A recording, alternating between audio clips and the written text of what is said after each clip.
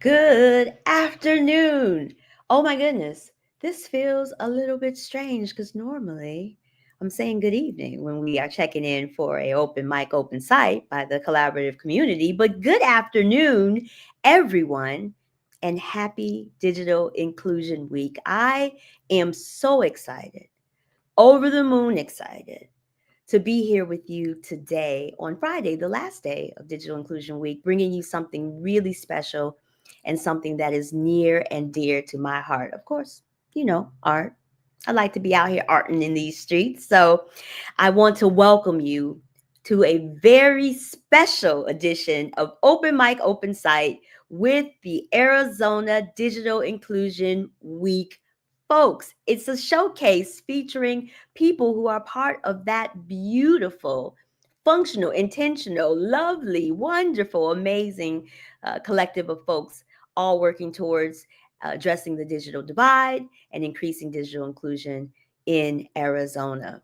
First, if you don't know who I am Kyla Williams Tate, founder of the CollabARTive Community, which is a creative collective where art and storytelling are used to deepen connection, care, and community voice. And right now, I think we need all of that and more of that. The collaborative community was created to use creativity as a catalyst for change.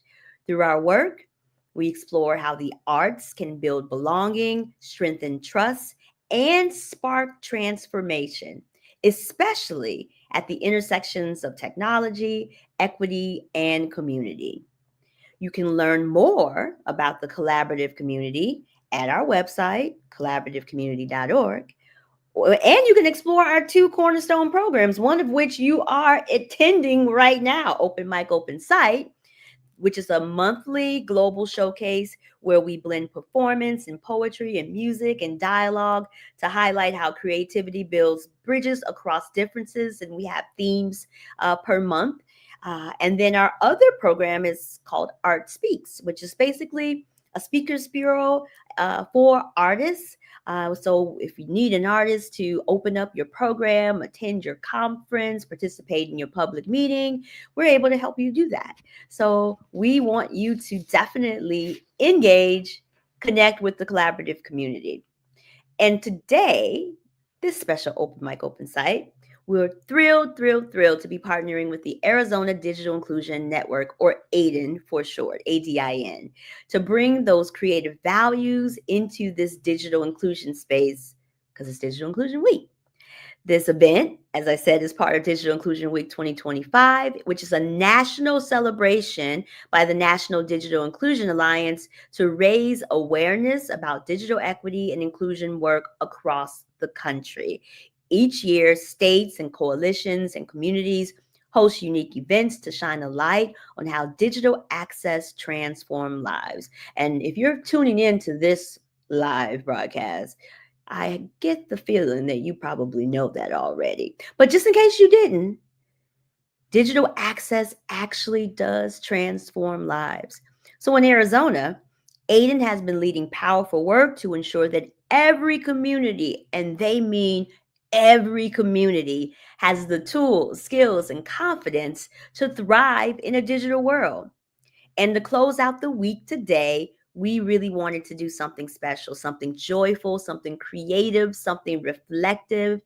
So today's showcase is exactly that, a celebration of Aiden member organizations and creatives who are using their art, their voices, and their stories to help advance digital inclusion. So wherever you're joining from, whether it's Phoenix or Tucson or Flagstaff, Yuma, the Gila River, or beyond, we are so glad that you are here with us today.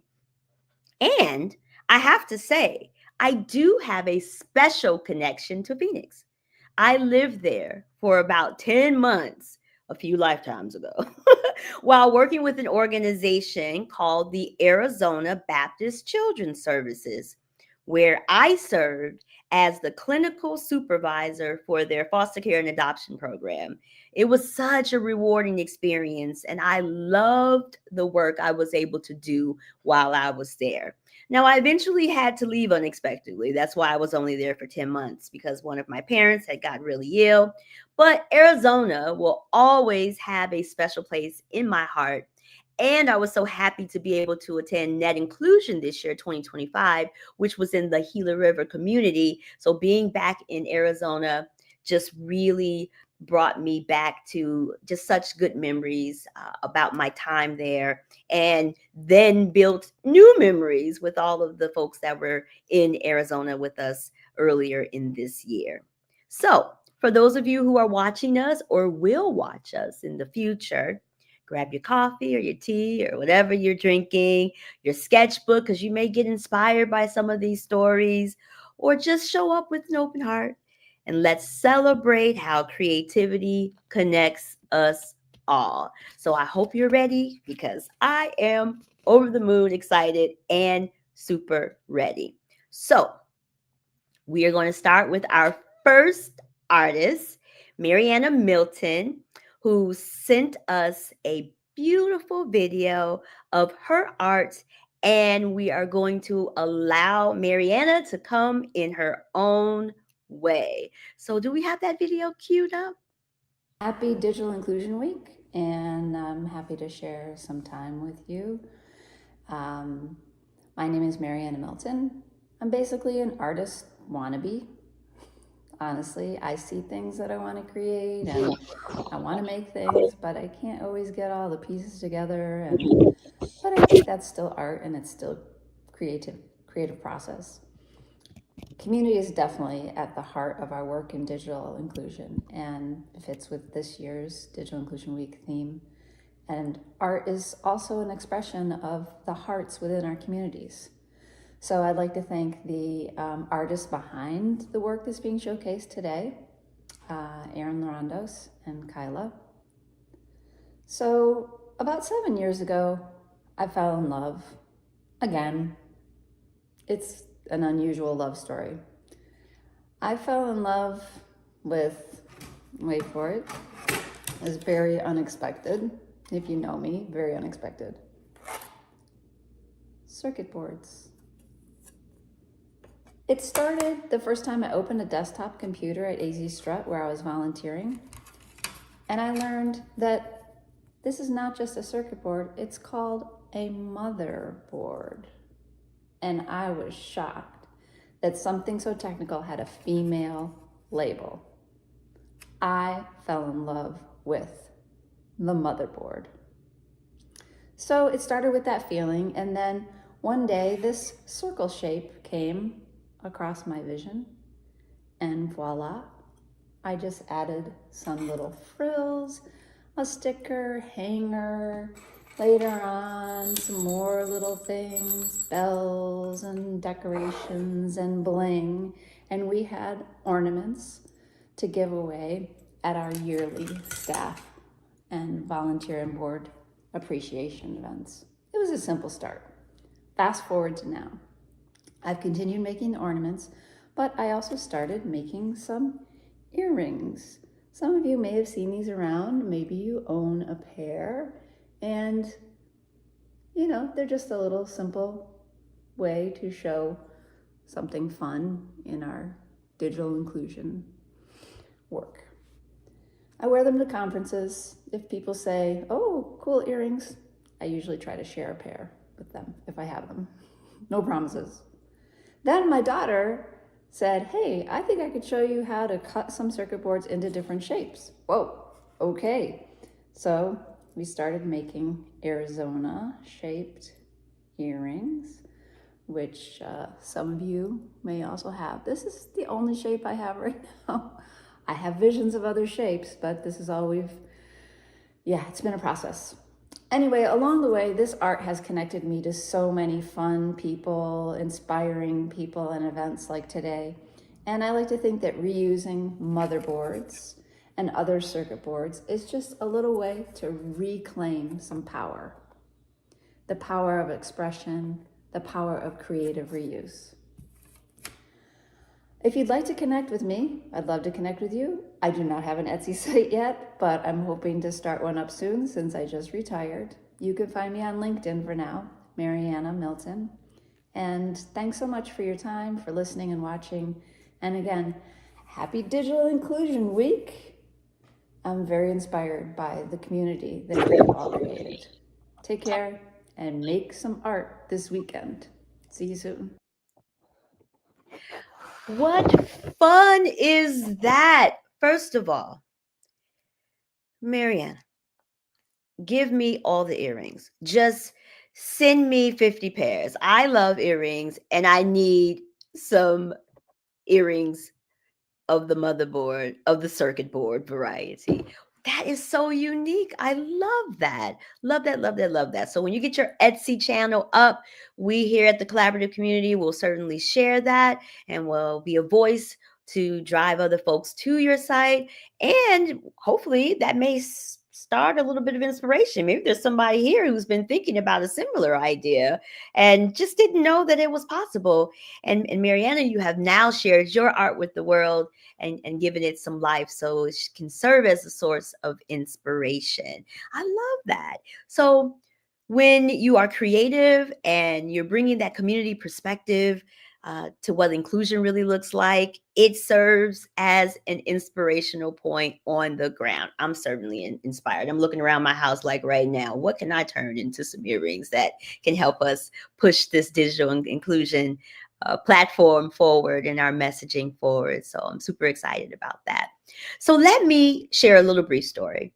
So the collaborative community does things and we have members, and one of our members, early adopter members, Aaron Larandos, is one of our featured artists that we've had on a previous episode of Open Mic, Open Site. So if you go back on our YouTube channel, you'll be able to see when she presented, which I believe was either the May or the June, might be the June Open Mic, Open Site. Now, Erin is not able to be with us today, but of course, she wanted to share and sent along a video for us to view. So we are going to trust in our technology and hope that we're able to get that on the screen. So we want to give a special shout out to Erin Larandos because she's the one who came to me with the idea about bringing this moment to Arizona to celebrate Digital Inclusion Week. So shout out to you, Erin, wherever you are in the world. We will miss you, but we certainly are looking forward to hearing from you. So do we have the video available?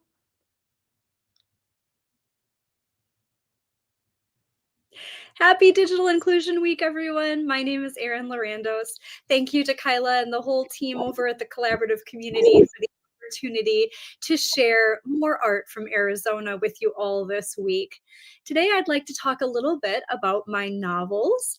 I have been participating in a challenge that happens every November to write an entire novel in a month. That turns out to be 1,667 words a day for those of you who keep track.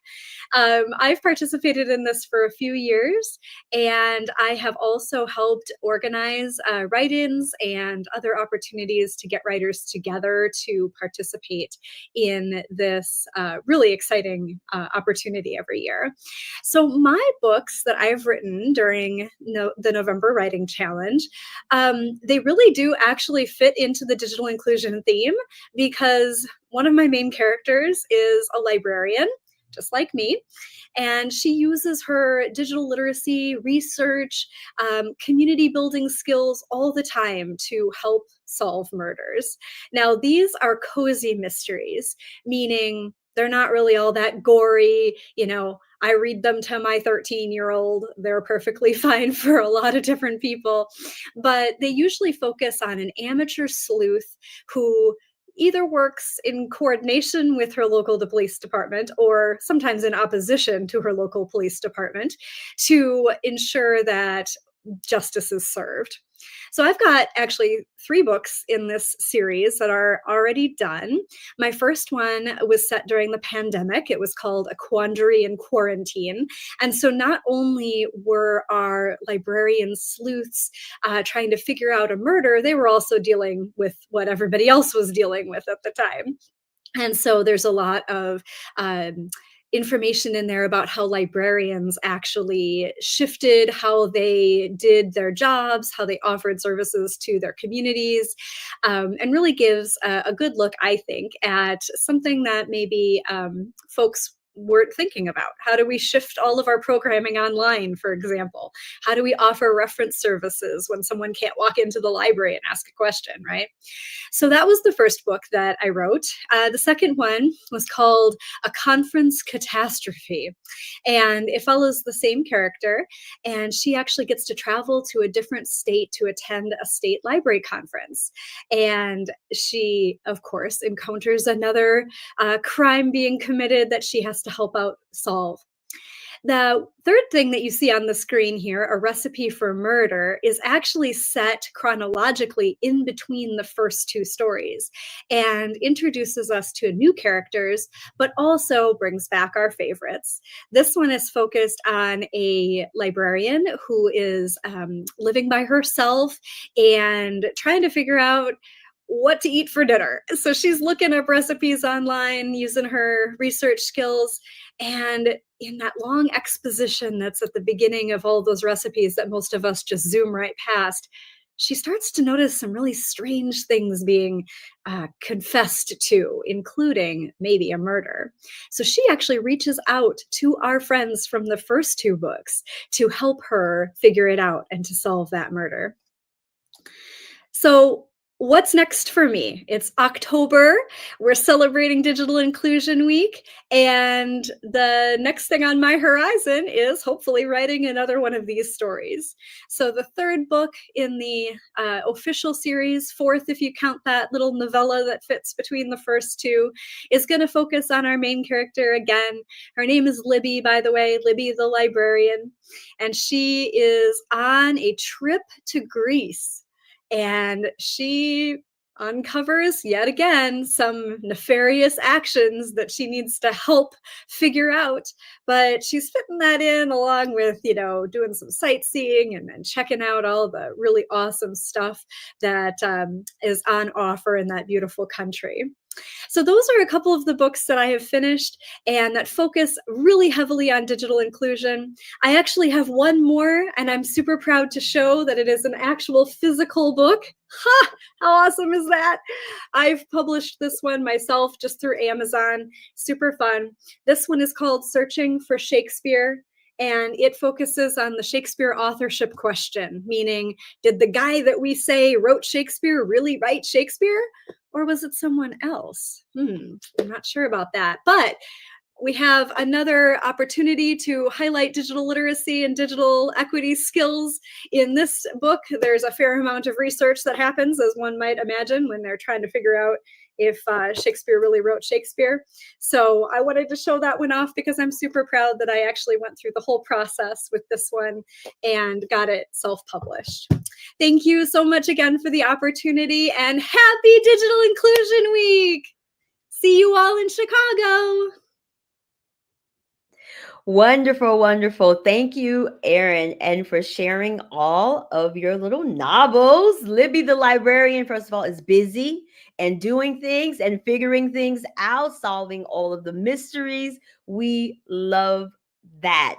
And the one thing we love about the collaborative community as well, we're multidisciplinary, multi-genre. We take and consider all things to be art, as long as they are creative in nature. And so cozy mysteries was a new term for me. And I love that because I don't like the scary, spooky things too much. So cozy mysteries feels like that might be my new genre, and maybe some of y'all listening and watching too. So thank you so much, Erin. And I really appreciate you reaching out to the collaborative community for this moment for the state of Arizona. So we've had two beautiful displays and expressions of art, first with Mariana and her beautiful jewelry, and Erin and all of her writing and sharing those wonderful books that she's been working on, and the new one that she's working on. Can't wait for that one to come out. And so now I would like to share just a few announcements before we bring on our special in studio guests. I'm so excited to bring them on. So thank you first again to Erin and Mariana.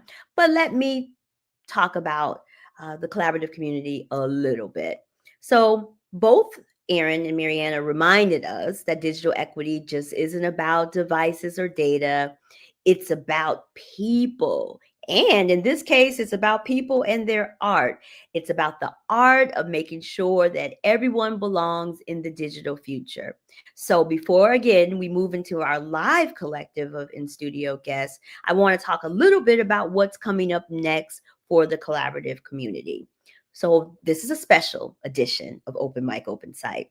But our regularly scheduled edition of Open Mic Open Site is on Wednesday, October 29th at 6 p.m. Central Standard Time. And of course, per usual, you can find us live on the Collaborative Community YouTube channel, on the LinkedIn channel, as well as my own personal channel on LinkedIn. And our theme for this month is shadows and light. So I'm real excited to be able to share and what the artists are going to share during that episode, which is going to be super exciting. We're also super excited and honored that Collaborative Community has been selected to present a workshop at the Illinois Humanities One State Together in the Arts Conference. If you're interested in learning more about that, you can check their website at illhumanities.org/one state. And we'll make sure that that finds its way on the screen at some point today. We are also very honored and just really enjoy our partnership with the Institute for Local Self-Reliance and the National Digital Inclusion Alliance for their quarterly Building for Digital Equity meetings, where we provide the art component that opens and centers intentions for that national gathering. So if you are inclined, please go back and check out all of those episodes this year. They're great information, great speakers, and great artists that are showing in those meetings. And lastly, we are expanding our creative practices for care and connection workshops, where we're exploring storytelling, research, and restoration. So you'll get a little bit more about that in the coming months. I'm so excited that the collaborative is growing. It is growing. If you are an artist who cares about digital inclusion, digital equity, digital opportunity, whatever you calling yourselves these days, you want to make sure that everyone has equitable access to the internet, the skills to do whatever they want to do while they're there, the confidence to engage and keep themselves safe, and wanting to ensure that communities have access to the appropriate infrastructure, and you so happen to be an artist of sorts, the collaborative community is for you. So please, please, please consider joining us. We are like low commitment. There's no membership fees. You just come in and out as you feel and show up when you need it and use art as the transformative, beautiful tool that it is to help with healing and help with our heart spaces. So if you're watching this, me and the other artists that we've shown and the ones that we will show very soon, and you're thinking, you know what? I want to collaborate or host something like that. Michigan, Iowa, Florida, California, Tennessee. We see you out there. Connect with us. Connect with us. We would love to connect with you at the collaborative community. Okay, now let me get myself together because I'm too excited, right? I'm too excited because, see, y'all can't see, but I can see them, but y'all can't see them yet. And I'm excited because they are here. They are ready. I would love to move into the heart of today's showcase. It's the Arizona Digital Inclusion Network Artists Collective. And they are going to bring 4 amazing Arizona creatives, each working at the intersection of art and technology and inclusion, and share something together. I cannot wait to introduce them, and I will introduce them now. Please join me in welcoming Kelly Mukherjee, Sierra Parkhurst, Alexa Tarvid, and Shelby Kavanaugh Toff, the ADIN Artists Collective. Hi, Kelly. Hi, Kyla. Thank you so much for having us today. It's Well- wonderful. I'm so excited to hear and see what y'all have to offer. Do you have anything to share before we get started? No, let's go ahead and get our slides up because the team worked so hard on making beautiful slides just for today's presentation. So happy to dive in. But before I get started, let me just introduce myself. My name is Kelly Mukherjee, and happy Digital Inclusion Week, everyone. I work at the Arizona State University's Enterprise Technology, supporting CIO Lev Gonick. I'm also a board member of ADIN, the Arizona Digital Inclusion Network. So today's live broadcast is especially special for me. I currently live in Phoenix, Arizona, and I am showcasing my Mariana Milton, Arizona upcycled earrings. Since I saw her on the show earlier, I ran and got my earrings. So I actually switched them out live for this show. So thank you for having the whole As One team here today to present how art and creativity play a huge role in our digital work. I have the privilege of working with a team of talented people, some of whom will be showcased here today. So let's get started. Next slide. So this is what the As One team is going to be covering in this segment. We're going to tell you the origin story. Where did As One come from? And then we will showcase some mapping work, some branding, like where the As One brand came from, and tell you a little bit about how art plays a role in our storytelling initiatives. Next slide. So to understand As One, I think we need to first understand what is the Maricopa County Broadband Initiative. Well, the Maricopa County is the largest county in Arizona, and Maricopa County invested $34.6 million in ASU back in 2022, making this work the largest university-led initiative in the country. Next slide. So this is how we're structured. Maricopa County is our sponsor. They gave us the funding, and Arizona State University does the program and grant management, and we lead our broadband mapping and storytelling efforts. We also partner with the Sun Quarter Network. They lead all of our broadband infrastructure expansion work. And then we're also partnered with the Institute for Digital Inclusion Acceleration. They lead all the digital skills training, digital navigators, support, and device provisioning. They have given out thousands of devices. And then they also have stood up multiple hives. Hives are community tech centers. This concept was started by our CIO, Lev Gonick, where he brings 4 decades of experience across the globe, from places like Africa to Ohio, now to Arizona. So we're so lucky now to have, I believe there are 10 hives. There are physical hives. And then we also have 2 EV RVs. So they're traveling RVs. If you haven't seen them yet, they are beautiful. They were showcased at this year's Net Inclusion Conference here in Arizona. So anyways, there's so much to cover. But before I get derailed, let's go to the next slide and I'll tell you more about As One. So As One is our web portal. And sometimes we even use As One to describe a coalition of partners and resources that come together in the same place. This slide and other slides are going to have a QR code, so please feel free to scan it and it'll take you directly to the As One web portal. Next.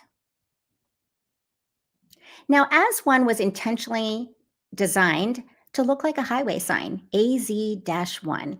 And why did we do it that way? Because we wanted to remind ourselves that broadband connectivity should reach all corners of the state, much like broadband and internet access should reach all corners of the state.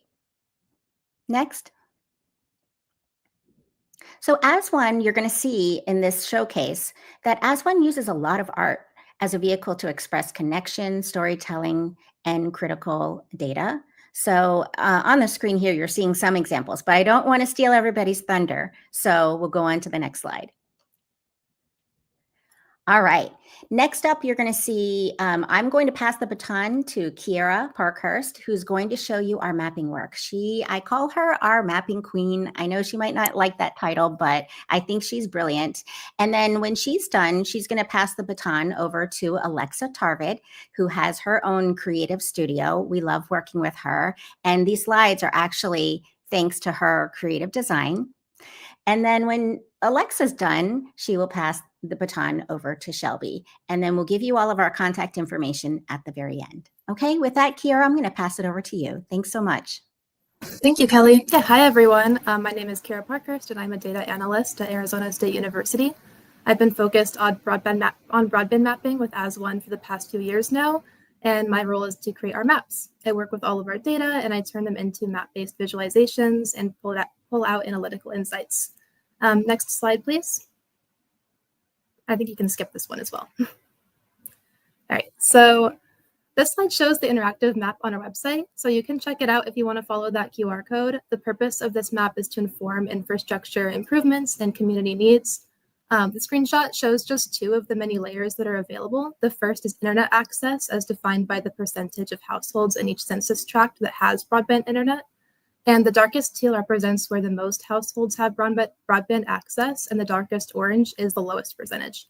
So those rainbow colored icons are community tech hives set up by the Institute for Digital Inclusion and Acceleration that Kelly mentioned earlier. They're the ones that have the hives, the on wheels and the vans. They also have locations throughout Phoenix and Maricopa County more broadly that stay in place. Next slide, please. So our map has changed a lot over time. So we had multiple versions of colors, icons, and other styling choices before we landed on what works. So in 2023, we didn't have any of our brand colors in there yet. I just went with whatever worked in the early stages. The map on the left shows the same data from the last slide, plus internet provider reported data as a glow, and fiber lines overlaid on top. The screenshot on the right is zoomed into northern Arizona, and it shows various levels of mobile coverage. Because these data are so detailed, I think it's visually appealing in addition to being just really useful for internet providers and planners and community support organizations. Next slide. Okay. So ultimately, cartography is an interdisciplinary field that combines data visualization practices with design principles. So we handed out this flyer at Net Inclusion that shows how we want our data to not only be accessible, but fun and interesting to look at. So it shouldn't scare anyone away. It should feel appealing, and it should clearly state the answer. We want to look at this and say, like, oh, I know where digital literacy programs should go because the legend says those priority areas are in orange. And if someone sees color differently, those areas are also distinguished by the horizontal lines. It's a little hard to see on this page, but there are lines on those orange areas. And then those solid teal areas are where broadband infrastructure is the highest priority, and by how much? How important is it in those areas? That question is answered by how dark the shading is. Next slide. So I've been talking a lot about colors, and that's because, that's because color palettes are an extremely important aspect of maps. And Alexa, who is going to dive deeper into colors and other design choices, created branding intentionally for this purpose. The color palette can be arranged for sequential, diverging, or qualitative data through a flexible range of saturations and hues. Next slide, please. When users look at our maps, the goal is to read them based on recognition rather than recall. And by that, I mean there shouldn't be too much reliance on the legend for it all to make sense. Again, the answer should be visually obvious with intuitive color associations, and the symbols should make sense through the theme or topic being presented. And as an example, those book icons mark locations of libraries. Next slide. Final note from me, this is a coloring sheet I created to help people better understand broadband connectivity and mapping. So this one is geared more towards children, although this is probably fun for adults too. I mean, I tried it myself to test it, and it was relaxing just because really just coloring. I wanted to invoke the feeling of being like 8 years old at Denny's, and there's a giant coloring sheet and a pack of crayons on the dining table. So just have fun. You can draw your own fiber lines based on where you think they should go, generally avoiding those mountains in gray and reaching population centers that are symbolized by those dots. And then the color and the legend aligning with the percentages of broadband internet access for each of the counties. You can choose whichever colors or shades you think make sense to show this range of access rates in a way that makes sense with your own color associations. And everyone might have a different perspective on what that means. But for example, I could use our AS1 gold for the highest access rates and then fade into a sunset pink for the lowest rates to show priority areas. And then once you've colored in those fiber lines in those counties, you can think about how each county's broadband access might increase based on where you chose to extend the fiber lines. How does technology expansion impact access? So it's meant to get people to learn and think deeper about this topic, but using a creative method to do so. So that's all from me. Now I'm going to pass it off to Alexa.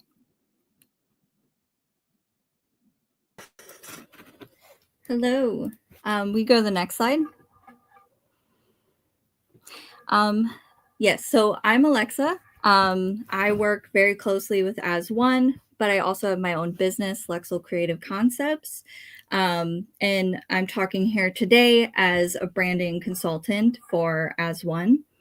And so when we think of art, we think of an expression of humanity. And I think a lot of people look at marketing and branding like it could be the opposite, right? It can feel very manipulative. It can feel a little predatory.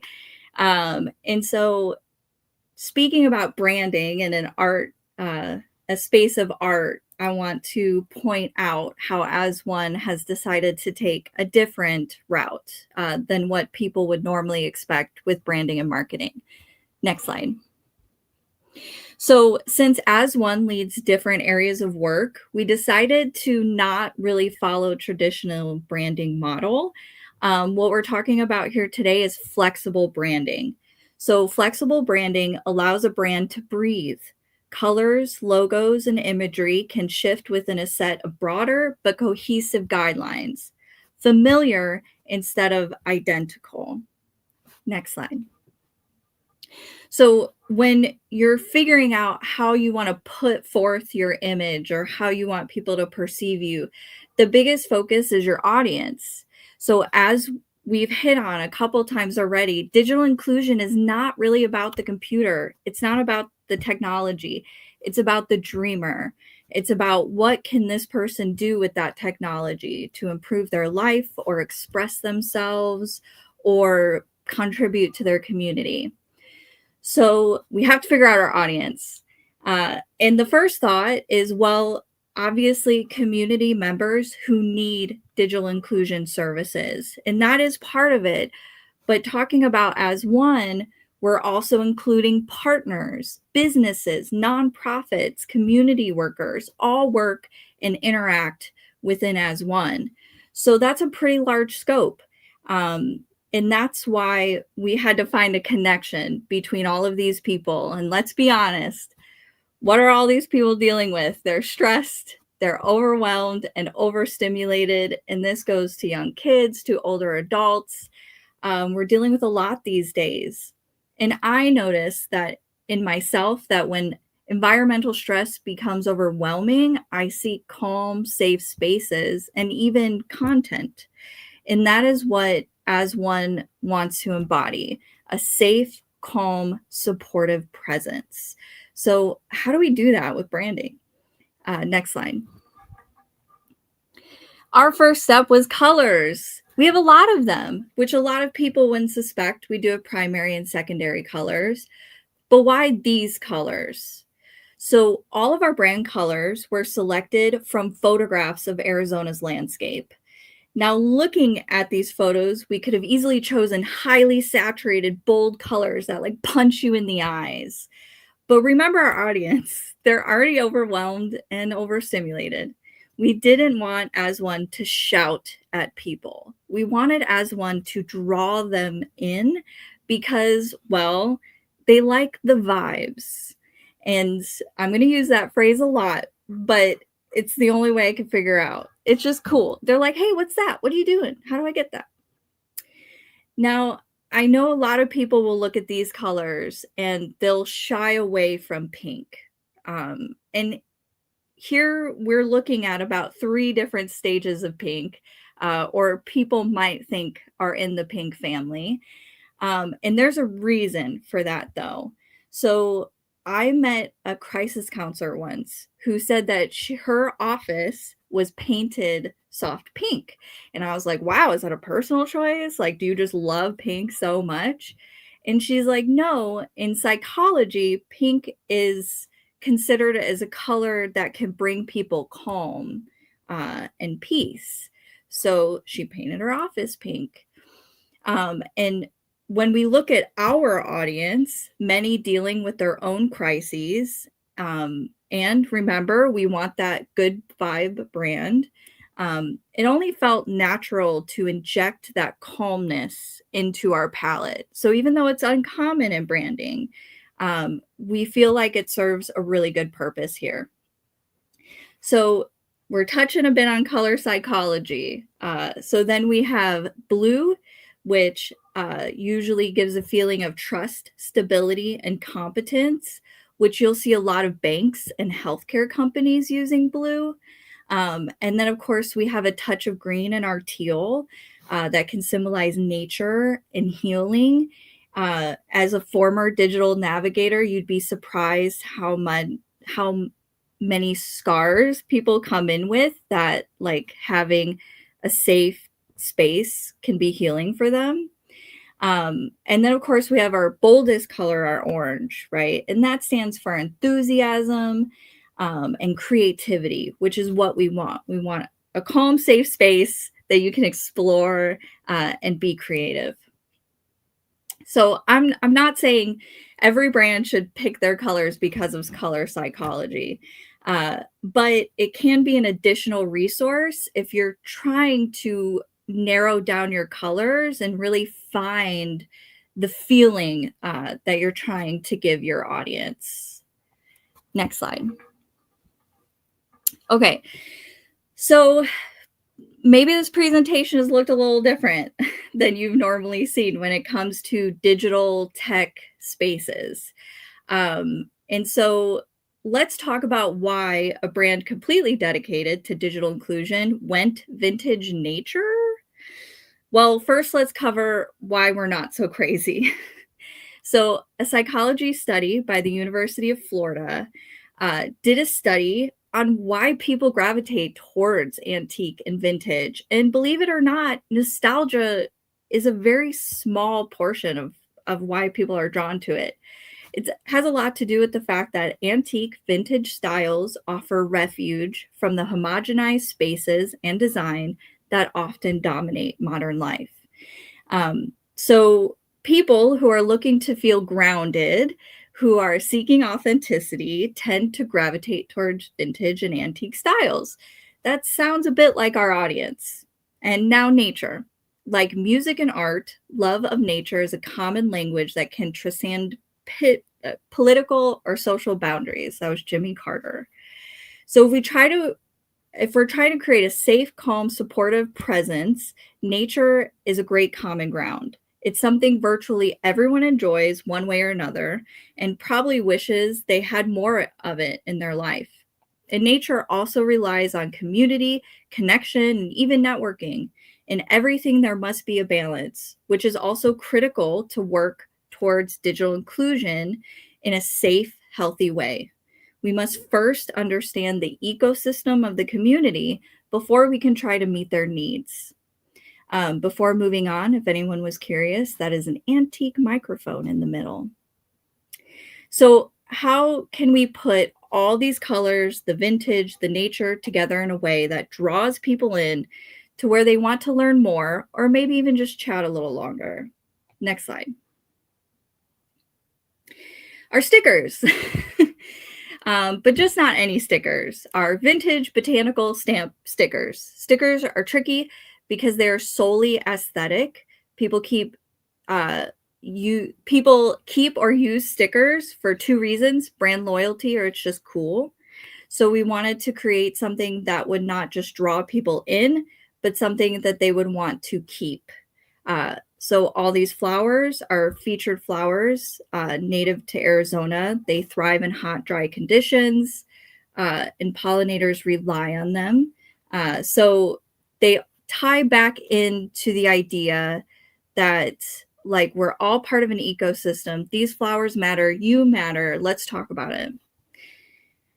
So far, the stickers are going great. People really enjoy them. They want to keep them, collect them. And so we've accomplished a goal. Next slide. So from stickers to bags, even this presentation, we want As One to be something you hold on to, something that sticks with you, but for the right reasons. So cool, you'll want to keep it. Next slide. Which leads to our botanical coloring sheet. Why not take some time for ourselves to decompress, to reconnect with nature, and remind ourselves that we're in this together, different roles maybe, but the same ecosystem with a lot of stories, which I'm going to kick off to Shelby. Next slide. Hi, everybody. So I guess I'll just start by introducing myself. My name is Shelby Kavanaugh Toft. I am currently in my undergraduate degree at ASU. I'm majoring in media arts and sciences with a concentration in English, which has to do with my storytelling background. And I'm currently working at NextLab, who is a studio at ASU, and we're working with As One to put forward a storytelling initiative. So if you can go to the next slide, please. So on As One, on our web portal, if you go up to the top, there are a bunch of tabs, and under the Community Stories tab, you will be greeted with this map with all of these little pins. Now, each of these pins represent stories, either stories that we have found and published on our website, or stories that we have written as One originals. These stories are primarily written by our student team at NextLab, who aren't here in the live stream, but I am representing them as their lead. I just wanted to kind of talk about the storytelling process and how we create these stories. So the next slide, please. So our first step is finding an idea or working with a partner. Now, usually these partners are found for us by Kelly, but we also do our own research. We do stories on social determinants of health and how it's affected by broadband access and the digital divide, as well as the workforce, education, that sort of thing.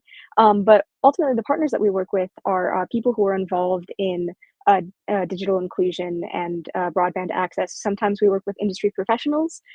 We've also talked to nonprofits and community support organizations, as well as just individual people who have stories to tell about their broadband access. So once we have these ideas and partners, our next step will be the interview and research process. So we will usually do some research into whoever it is we are talking to, into their organization, who they represent, or just who they are, as well as if we're just doing an individual research idea, we will research that topic and find resources that have to do with that data.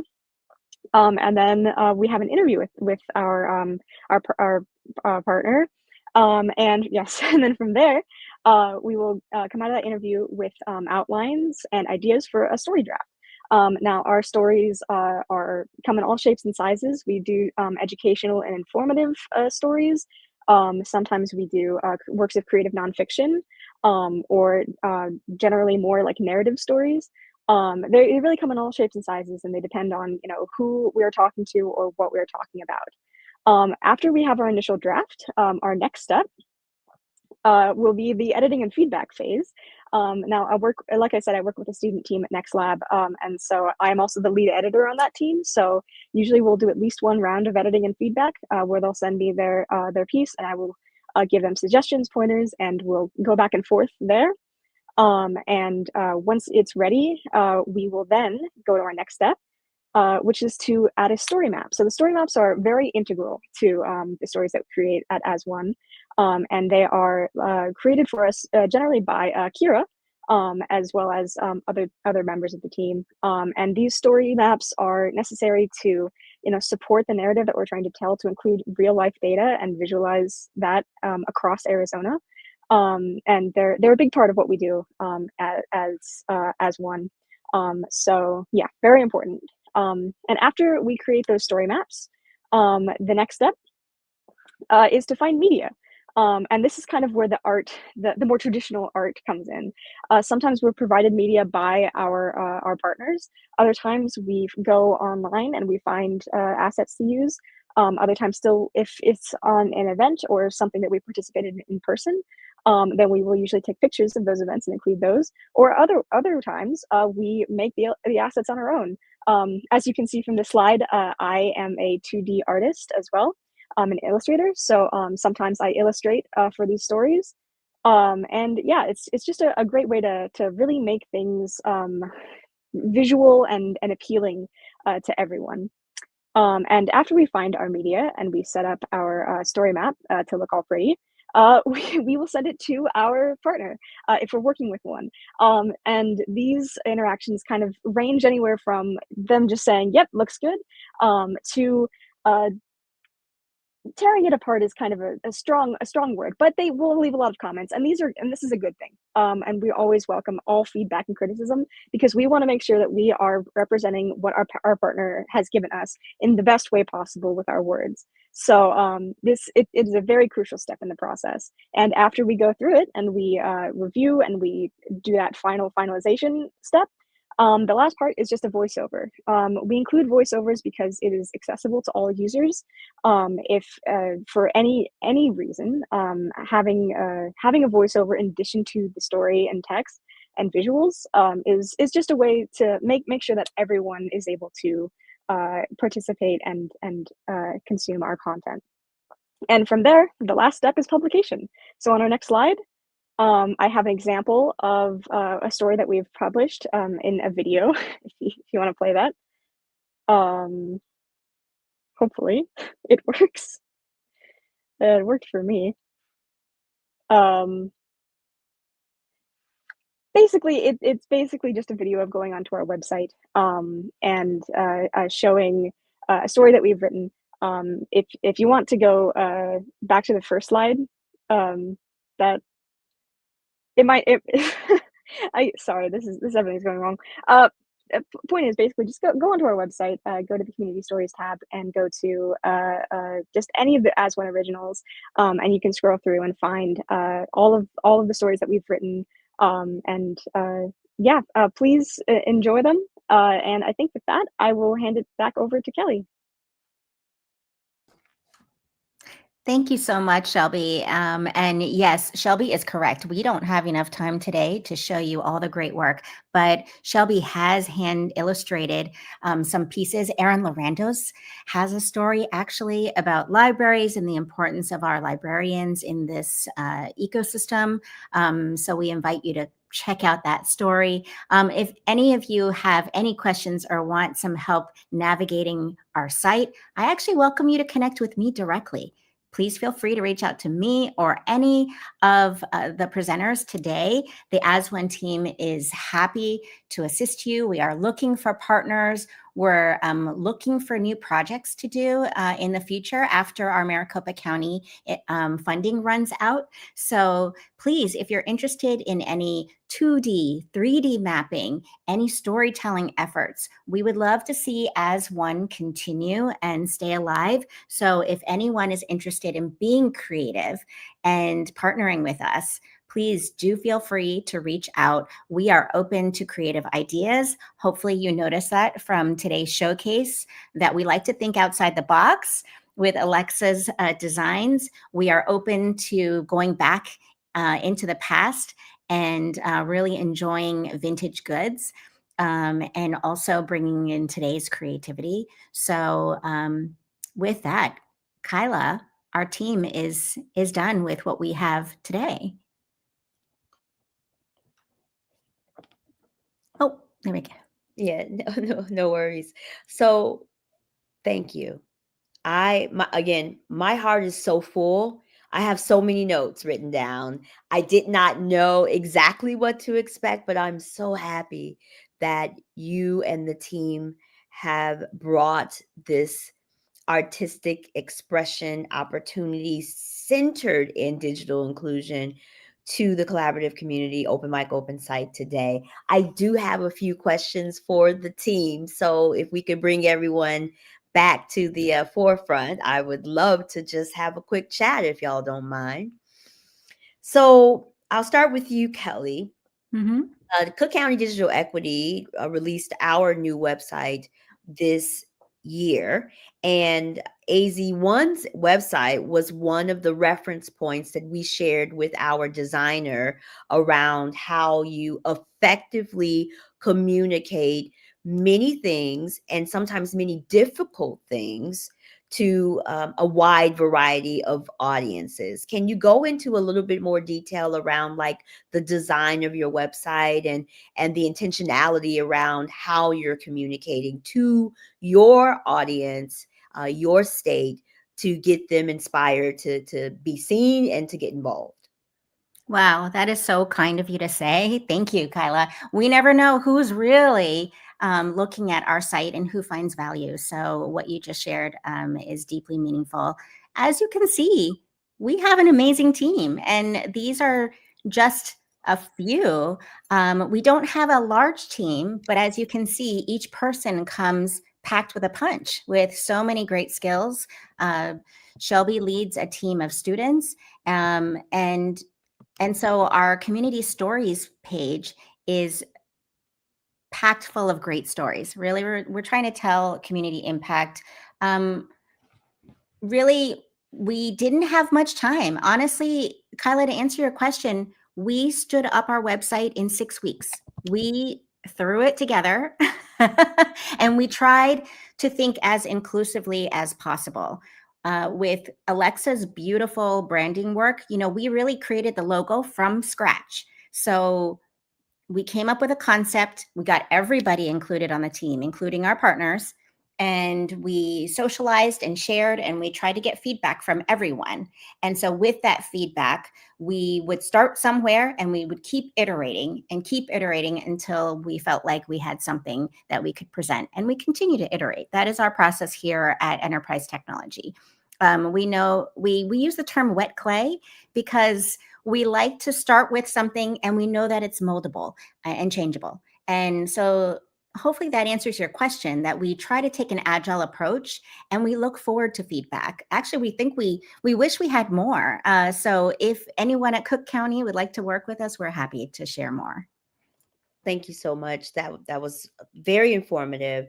And I can't believe you did that in such a short period of time. And we really, the thing that did catch our attention was that community stories link, because we knew as we are evolving our digital equity work in the county that those stories was what was going to get the people interested. One, so that they can see themselves in this process, because all of us on this call know that it's sometimes hard to make the intersections real across society. So stories is the way that connects us all, because you can see yourself in the story, or maybe someone you know, someone in your family. And that really stood out very strongly to us. So kudos on the intentionality and the design of that website. It's doing a beautiful job. I love it. Sierra, you talked a bit about like visual colors, and you used the word appealing a lot. You said and framed it that as you share, as you engage, do your in community engagement and outreach, it's important that this work is appealing, because us in the space, we're all super passionate about it, right? And others may feel like, well, isn't the digital divide solved? Everybody has a cell phone. So what are you talking about? So Sierra, share a little bit more about why us practitioners in the space have to be appealing to the general public. Yeah, I think I could answer that question from the artist perspective or from like a data visualization perspective.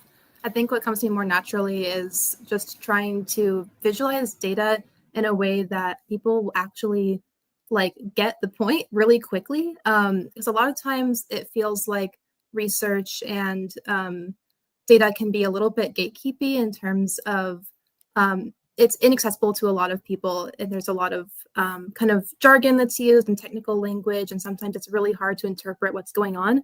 But ultimately, like, we want our public facing maps to be appealing and understandable by the general public. And also, I think to Alexa's point, like, people just like the vibes. Like, ultimately. Yeah. Thank you so much, Sierra, and definitely agree. I went to a data presentation last evening, and the group that we were visiting did a really good job of humanizing data and not making it so difficult. Because again, I love a good Excel spreadsheet and a good Google Fusion table. Most people run away, right? So giving it that human feel, to give permission, really, to make it safe for folks to tiptoe in and to see what data can do for them, how it helps them in their work, or how they're able to share it with others and talk about it.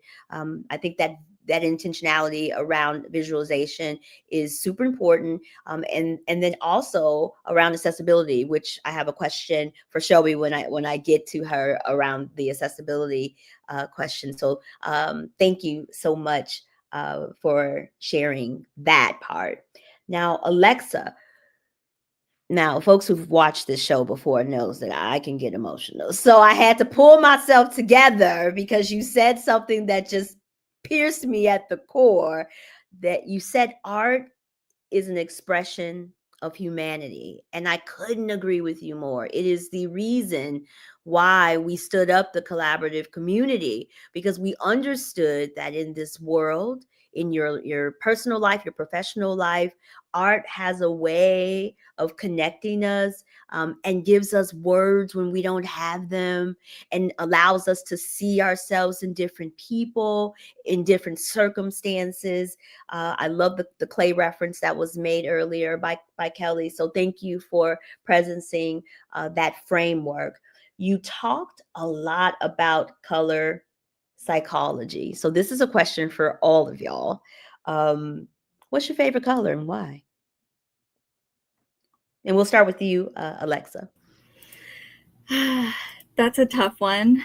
I feel like, honestly, I've been hit with the millennial gray pretty hard. This is a simple question, but I'm going to answer it a little complicated. So I'm definitely one of those people where when I am stressed, I become very visually overwhelmed and overstimulated, and especially with sound also.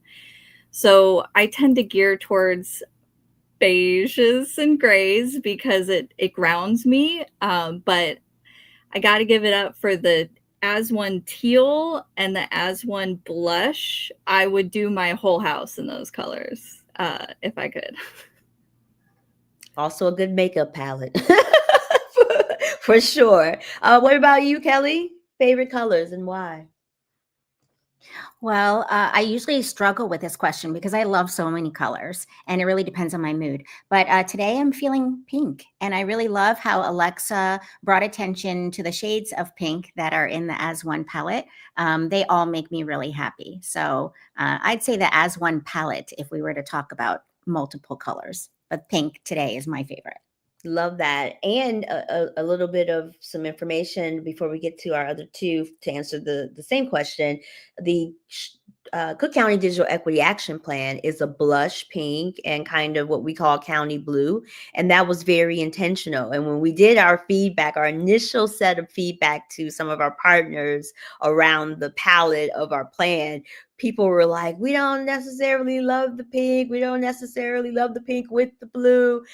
But there was, again, some of that color psychology that was put in place. We really wanted to provide some calm, some playfulness, but we also wanted to really presence trust with the blue, that, we listened to community, that this is y'all's plan. Like, we just didn't make these words up. We took what y'all said and just turned it into something that was printable. So I love that framing that you used.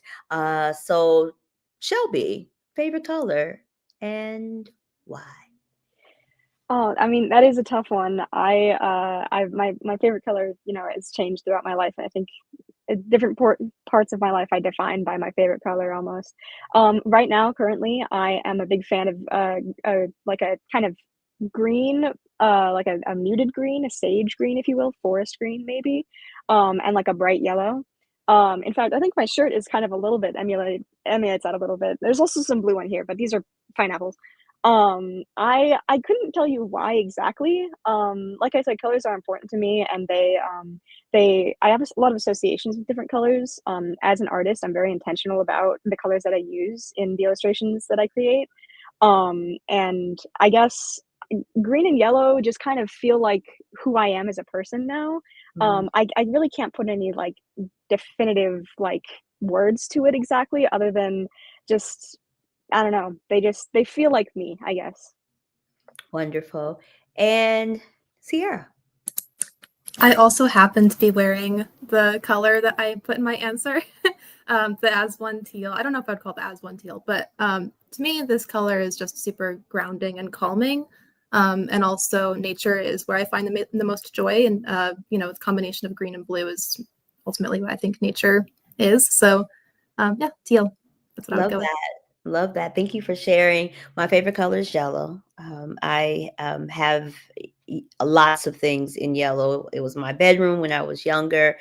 So I try to presence a pop of it everywhere. My glasses, my scarves, all the things. We really, really love yellow. Yes, sunshine yellow for sure.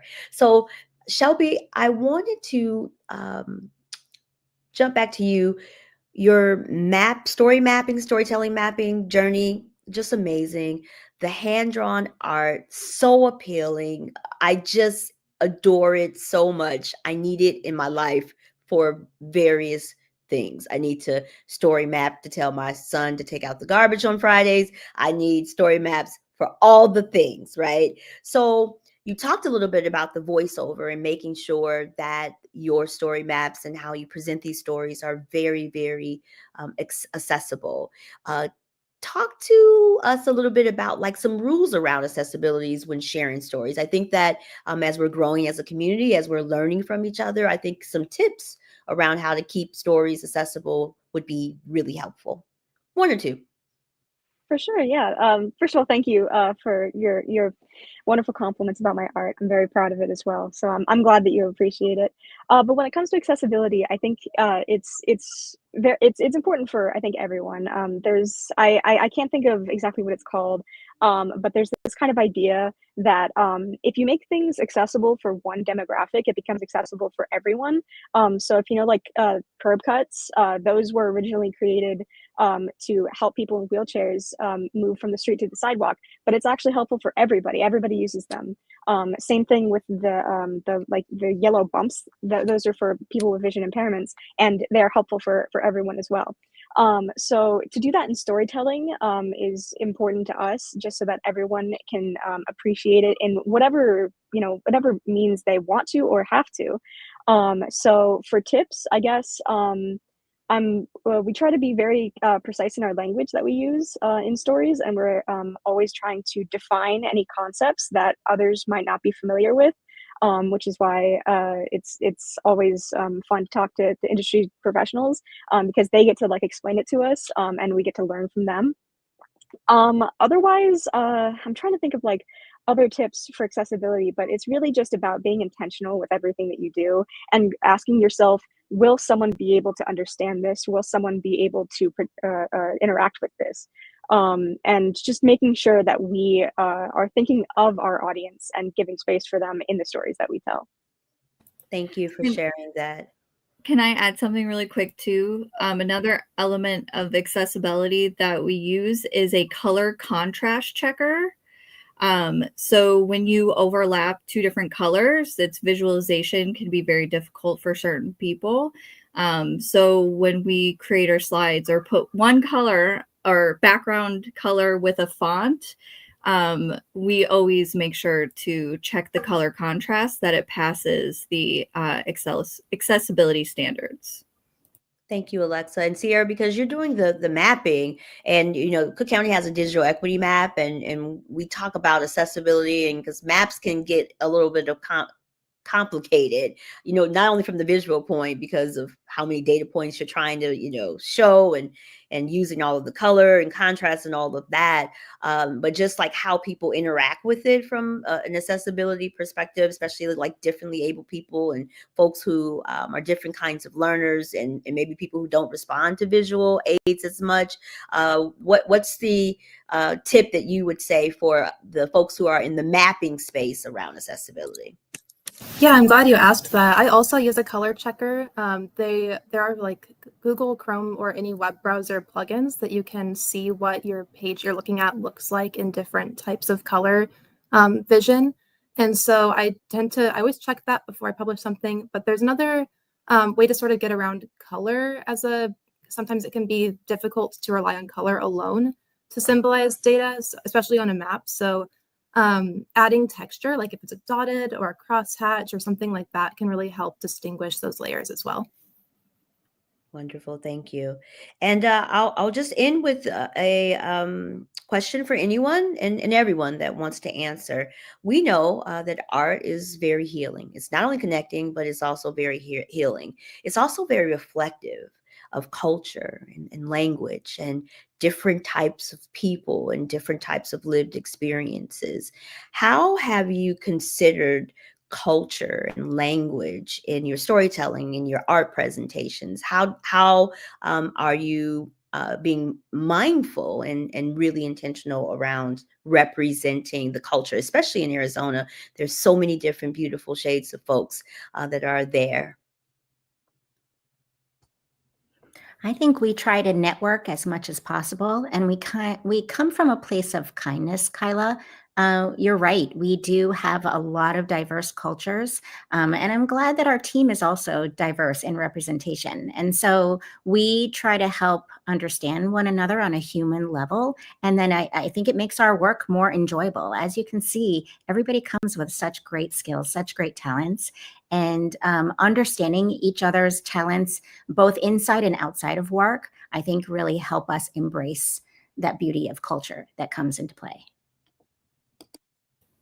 And I can add a little bit in this too. We talked a lot about this, particularly because we want to respect that this is native land and respect the native tribes in Arizona.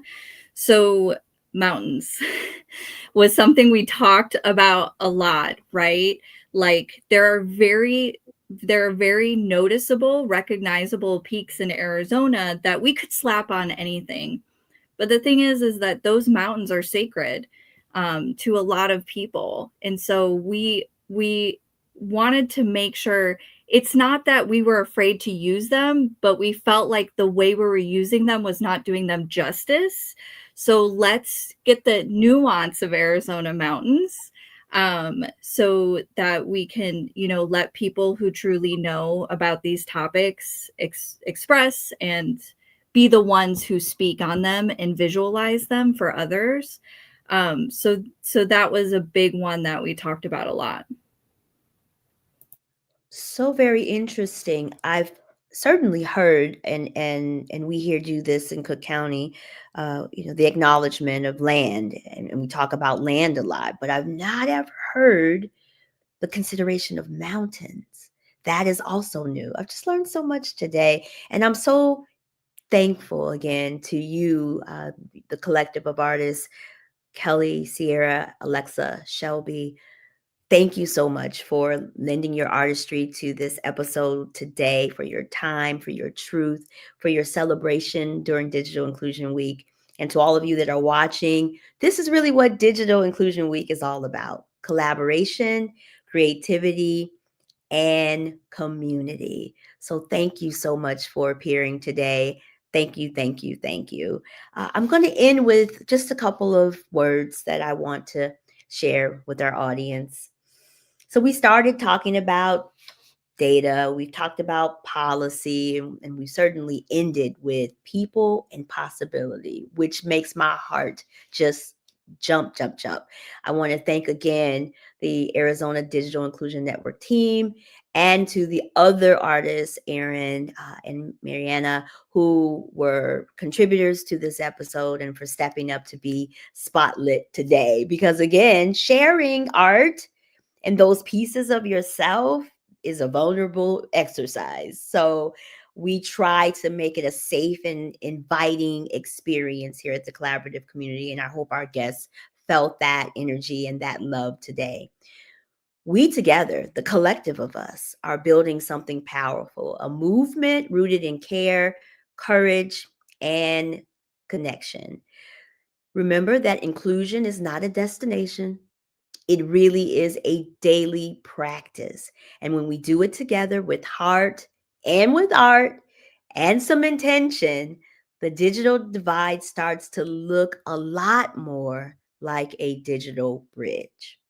So I want to thank everyone again for tuning in to this special edition of Open Mic Open Site featuring the Arizona Digital Inclusion Network and their showcase of artists for Digital Inclusion Week 2025. Until next time, keep creating, keep connecting, keep imagining what's possible when access meets artistry. And again, if you want a virtual program like this to come to your organization, your board or public meeting, conference, or something else that we can co-create together, please connect with us here at the Collaborative Community. And certainly, if you're interested in the services of AZ1 as one, please connect with them as well. And again, I'm your host, Kyla Williams Tate, signing off with gratitude and light. Enjoy the rest of your day.